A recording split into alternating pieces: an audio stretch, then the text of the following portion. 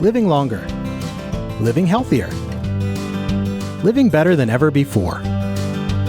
Welcome to Mountain Pacific's Healthy Living for Life, a weekly series that gives you the information, education, and expert insight you need to become an active participant in today's ever-changing healthcare climate. Here now is today's program host. While more than half of Americans 55 years and older do leave the labor force to retire, 1 in 3 worry they won't have enough money, and 1 in 10 workers believe they'll never be able to retire at all. Welcome to Healthy Living for Life, a show dedicated to helping you do just that. I'm your host, Beth Brown. Today we'll answer some common questions about retirement and how you can prepare no matter when you start planning. Stay with us. Welcome back to Healthy Living for Life. Joining us today is Mary Martin, who is a Community Development Extension Educator from the University of Wyoming, and we sure appreciate you being here with us today, Mary. I'm really honored to be with you, Beth. Well, thank you. We appreciate that. Let's start out by talking simply about some of the common issues that you see when people are preparing for retirement, maybe a little later in life. You know, retirement is a major life transition for all of us. Yeah. And it's interesting because it involves more than money decisions. I see some of the problems or the issues that people have to deal with retirement fall in the area of health. You know, if you're going to have a long-term illness, we don't think we're going to. But should that happen, do you have yourself prepared financially, medically, and emotionally for health issues? Then there's also the issue of, you know, how involved do I want to be in the lives of my family? And conversely, do I understand how much of my presence my family wants of me? There's the space issue of, you know, we think we want to live in our current home, but have we thought through that it has the ability to serve our needs as far as the amount of space it has or the amount of maintenance it's going to require, access to healthcare or family support? And are you able to navigate it should you happen to become disabled? Finances tend to be something we think we should be thinking about in retirement, but have I set up the finances to support the kind of life that I'm desiring to have in retirement? And then the final pieces are our records in order. You know, whether they're in a shoebox under your bed or in a safety deposit in the bank, do you have the paperwork updated, and do the people that are going to help you later in life know how to access it? That's a great start for us, Mary. Thank you. That's already a lot of great information. Let's talk about the fact that we're in an inflation. Cost of living is on the rise, and so people are putting off retirement. Is that a wise decision? Are there people who definitely should consider retiring later in life?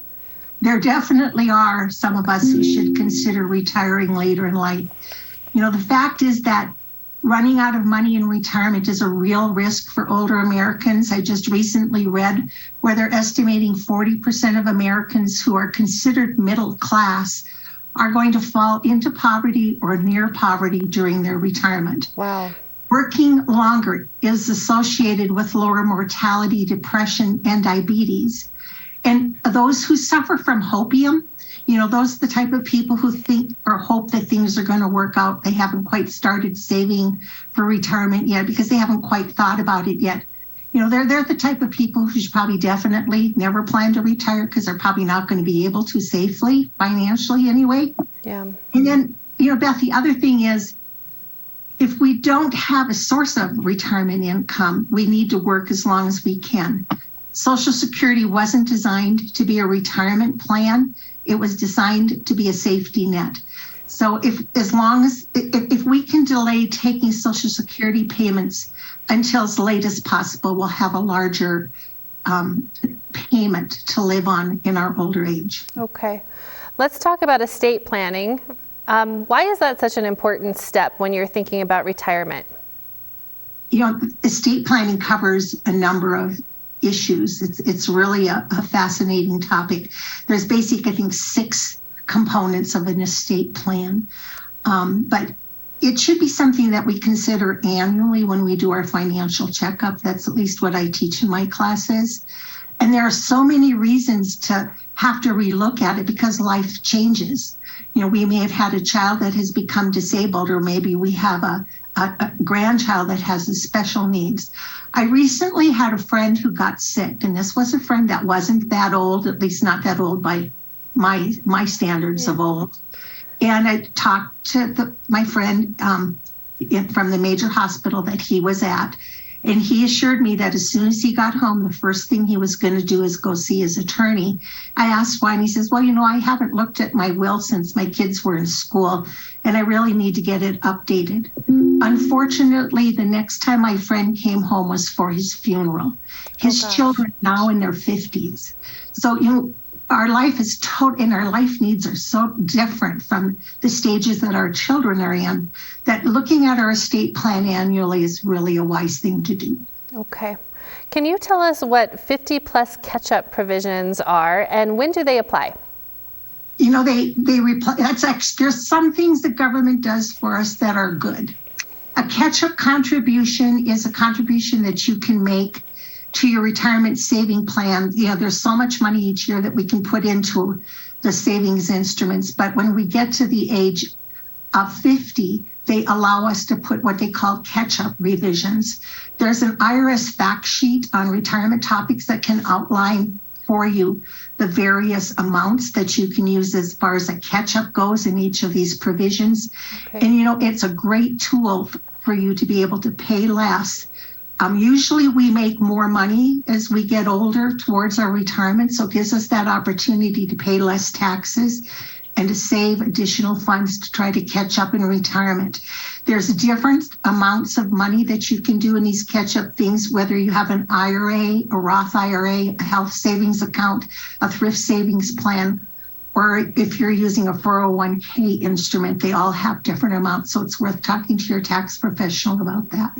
Okay, I think we have time for one more question, Mary, and you mentioned a Roth IRA. What's the difference between a Roth IRA and a traditional IRA, and which is better for someone approaching retirement age? I think it depends. Actually, it depends on your income and what you're needing to do with your taxes. The key difference between what the traditional they are a mouthful, aren't they? The Roth IRA and the traditional IRA is the timing of when you pay the taxes. A Roth IRA allows you to pay taxes on the contributions now so that you can pull them out tax-free when you start withdrawing them.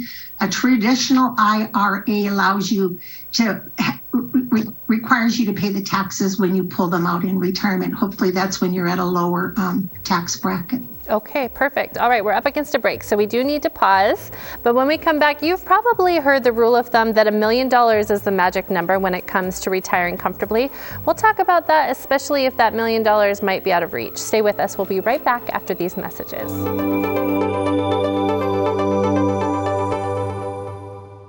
Welcome back. We're still talking with Mary Martin from the University of Wyoming, and we appreciate you sticking around as we get some of our retirement questions answered here this morning.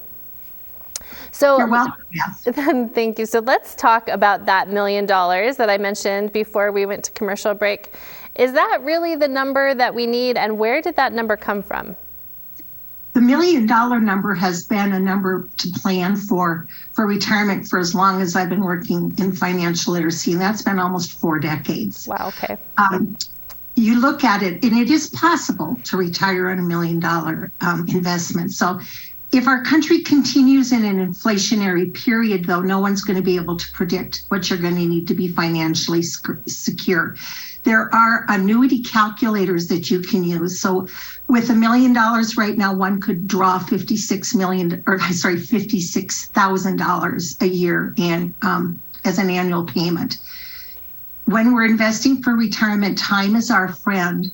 So the more time that we have with the investment, the more we have to draw from. So if I draw at 60, I have $1 million in the bank and start pulling out money, I could pull out $61,000 and hopefully have that live for my life. If I wait until I'm 60, another year, I could draw out more money.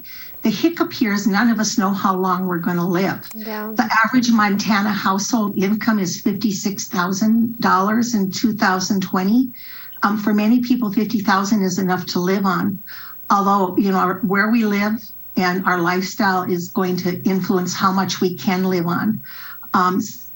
The figures I've been seeing in my reading so far is it's now recommending 1.2 million.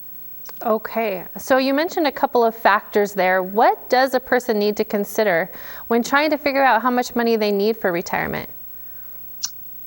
This is a step a lot of people don't take the time to do, Beth. We need to look at our current expenses, sit down and very meticulously look at what we are currently spending, determine what our lifestyle is that we're going to want to live, and then you make a list of what you think those expenses are going to be in retirement. We see a lot of motorhomes in my world, so a lot of people that retire go into their motorhome and go see the world.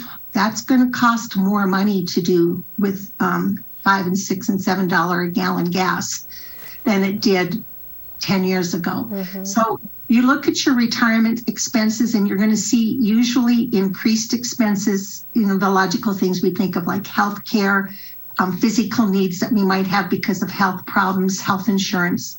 If we're going to travel, that's going to cost more. If we have leisure activities we're wanting to do, that's going to cost us more. But on the other side of the sheet, you're going to have decreased expenses, hopefully of supporting dependents, work-related expenses, maybe less eating out because we have actually time to cook our meals and plan for our meals. And we probably aren't going to be saving and investing the percentage of money that we have while we were working. So those facts and figures are going to change. Once you've estimated your total post-retirement expenses, you need to adjust it for inflation. When I first took I took a class in 1975, was the first time I took a class on planning for retirement. And I wasn't making $10,000 a year back then. I think it was about $8,000.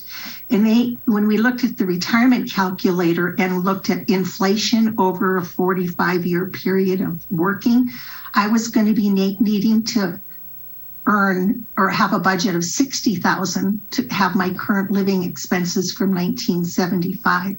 So I did some calculations when I was preparing for this show. So let's say your monthly living expenses today are $2,400. You could have, that means you have annual living expenses of $28,800.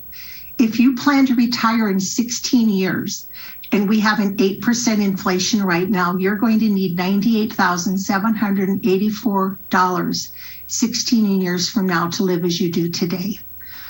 So $1 million nest egg isn't going to go that far when you need that much a year. Yeah, that's clear. Thank you so much for those numbers. So let's talk about an investment strategy, and what is that? An investment strategy is a set of rules or procedures that one develops with their investment advisor. And it usually is related to the kind of risk that you're willing to take or can take with your investments. The various investment instruments are rated as to how secure they are, as to how much risk that they have. A good investment manager is well worth their time when you're dealing with looking at risks. It's important for us to understand that when we are investing in a risky strategy, we need to be willing to lose that amount of money. And for some of us, losing money isn't an option. So we want to be in less risky investments. So let's talk about risk a little bit. I'm sure we've heard low risk portfolio, high risk portfolio. Can you explain those to us? Yes, a little bit. I'm not a stock advisor, but a high risk is going to be usually in the stock market, and it's a type of investment that's going to give you a high yield for allowing you to use your money for a risky endeavor. As I mentioned earlier, you have to be willing to lose that money if you're putting it into a high risk. So if we're waiting until we're 50 or 60 to start investing in retirement, it doesn't seem to be very logical to me that you would be willing to take the risk. Stock market is a great financial tool, but what works for us in the stock market is to invest for the long haul. And an investment advisor will help you figure out that long haul, what your window is of what you can, how you can play the stock market to work for your advantage when you want to start cashing in your stocks. Okay, great. Thanks, Mary. We're up against another break, so we need to pause again. But when we come back, we're going to talk about budgeting and working into retirement. Stay with us. We have a lot more to talk about after this.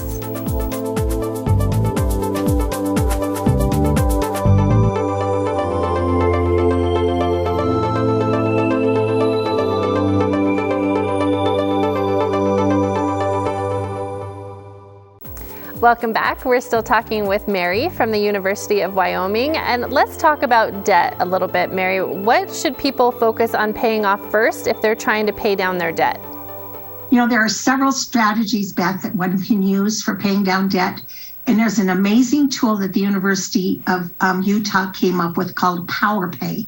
It's a free debt reduction instrument where you put your debts in, and then PowerPay allows you to look at the various strategies. Those strategies what you want to do is you have like $1,000 a month that you're going to pay on your debts. And let's say you have 5 credit cards that you're paying $200 a month on. Well, they would have you determine whether you're going to pay the highest interest first or the lowest interest first, the lowest amount or the highest amount. But the point is, once you pay off the first debt that would be on your list of getting rid of the debts, you would add that $200 then to the next one that's going to come off. So you'd be making $400 payment on one and $200 on the others, until the $400 bill is paid, and then you would be paying $600. So it's a snowball way to quickly pay off your debts, and it's a really wonderful tool. Just go to Utah State University, download it, sign up, and start playing with what your options are. Okay, that's great. Let's talk about reverse mortgage and the pros and cons of doing that, and when someone should or shouldn't. For many of us, the equity in our homes is the major portion of our net worth or our nest egg. A reverse mortgage allows property owners to convert real estate equity into spendable cash. It works when someone owns little or nothing on their property and they plan to live in that home. When you sell the home, then the reverse mortgage comes due and you need to pay off that loan and the balance and the interest. I personally think that reverse mortgages are very risky and they should be a last resort in an emergency situation. Thankfully, there's a federal mandate that requires reverse mortgage people applying for them to go through a class to understand what they're doing. But some of the pros, you can stay in your house, you can add some equity of your house into your retirement income, you can use it to pay off debt. You can leave other retirement accounts alone for a period of time until you're eligible to withdraw. Maybe you want to wait until 70 and a half to start withdrawing some of your IRAs. You won't leave your house underwater for an heir to owe more than what the house is worth. And you don't have to make the debt to income ratio when you're taking out that loan. However, when you look at the cons, your home's equity is going to shrink. And because you don't pay down your reverse mortgage balance until you sell the house, it makes what you're going to be able to leave to your heirs have less money. You're going to pay high upfront costs for that loan, and you're paying a mortgage insurance while you have it. And you have to be very careful that you pay your taxes and that insurance, because you could wind up losing your house to a property tax lien or foreclosure because you didn't pay the fees. You could become disqualified from some of your Social Security benefits. It won't affect Social Security, but it does affect supplemental security, the SSI insurance, and it can affect Medicaid. So you want to make sure you have good legal advice about that. The interest on a reverse mortgage isn't tax deductible until the end of the deal. And the thing is that not all of us are really good money managers, and you might wind up using that money and having a need for emergency funds later and then having no resource to getting it. So when you look at the unpredictability of our health, what our abilities might be as we age, the length of our life, we could wind up having to sell the home when we're too old to go back to work or start over, and put ourselves in a very tenuous situation. Okay, so definitely get professional advice before you think about doing that. Yes. So you've talked about how much money people might need. Let's talk about a monthly budget and what that might look like, especially for someone who is planning on retiring soon. What we would do with the budget is to make sure that we know what our expenses are going to be. A rule of thumb is we need about 80% of what we are currently living on while we're working when we are in retirement. So once you've made a list of, the interesting thing is the data or the research shows us that 43% of retirees guess how much they're going to need in retirement. Yeah. They haven't taken the time to sit down with a retirement calculator, look at what the interest rates are going to, or what not interest rates, but inflation rates are going to be doing to them, so they could have some actual really good data to know to make good decisions with how they're spending their money in their retirement. Because once we retire, going back into the workforce isn't always an option for us. It could be an option, but it's certainly not going to be at the same pay that we have in our older years on a job. Yeah. Are there ways to trim down those monthly expenses? One of the tools that I've used in my classes, and it has been very successful, is I ask people to take a small notebook, the little kind that you can buy in the grocery store, and give it to everyone that's living in the household using that budget. And for at least 2 weeks and maybe up to a month, you write down absolutely everything you've spent money on. That helps you to look at where your leakages are. I've worked with so many people over the years who say they don't have a dime to spare. But, you do have dollars. And there's no way that they can save any dollars because they don't even have a dime to spare. So that's what they'll say. Once we can cut back on our discretionary spending, it's a good way to start plugging those funds into savings and start to tighten up our budgets. Okay, let's squeeze in one more question, Mary. What are some resources for retirees? There are. Of course, that's going to depend on where you live in Montana or northern Wyoming, and I know that every community has different resources. I happen to live in Jackson. We have food cupboards. We have social service agencies that work with low-income people, and some work just with seniors. The public health nurse office is a good resource. Your extension offices can help you access educational trainings.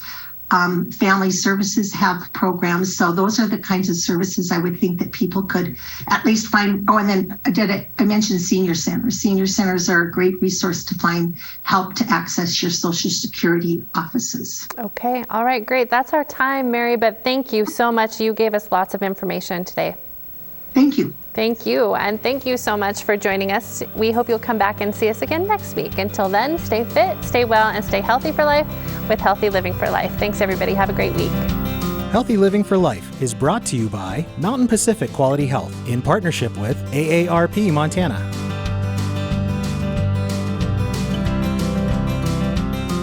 We'd love to hear from you. If you have suggestions for future programs, visit our website at mpqhf.org or call us at 406-443-4020. You can also catch us on YouTube by visiting our website and clicking on the Healthy Living for Life logo.